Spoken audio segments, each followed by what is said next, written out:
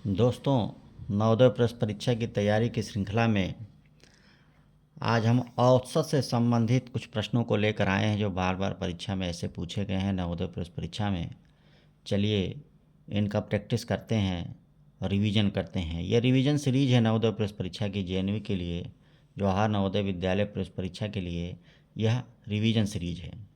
पहला प्रश्न है कि चार संख्याओं का औसत 40 है। यदि पहली तीन संख्याओं का योग 75 है तो चौथी संख्या बताना है। देखिए, बिल्कुल मान लिया कि चार संख्याएं जो हमको हैं बिल्कुल कॉन्सेप्ट के साथ डिटेल में लगाएंगे ताकि उनको भी समझ में आ जाए जो औसत के बारे में शून्य जानते हैं। माना जो है चार संख्याएं कौन कौन सी हैं, x1, x2, x3 और x4 है। तो इनका औसत 40 है। औसत का मतलब इन चारों का जोड़ कर देंगे बटा कितनी संख्याएं हैं, चार संख्याएं हैं तो चार से भाग देंगे। औसत कितना है, 40 है।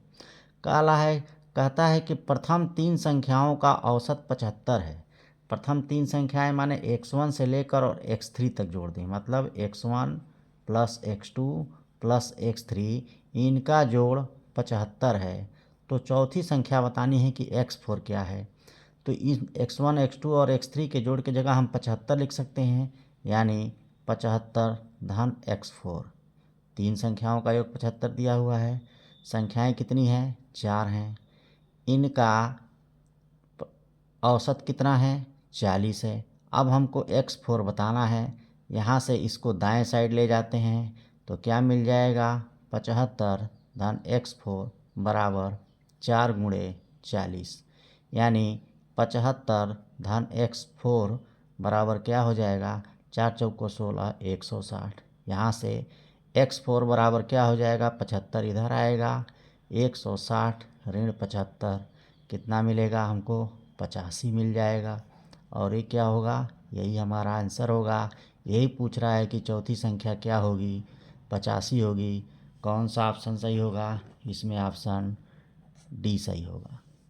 तो ऐसे हम लगा सकते हैं। अगला प्रश्न है कि 20 सामानों का औसत 18 है।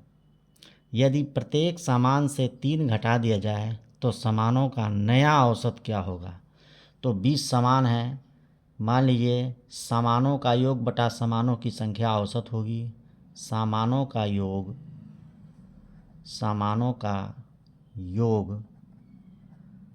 बटा सामानों की संख्या, कुल सामानों की संख्या ये कितना है, 18 है।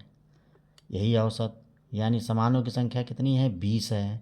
तो कुल सामानों का योग बटा 20 ये कितना है, 18 है। सामानों की संख्या कितनी है, 20, यानी कुल सामानों का योग कितना हो जाएगा।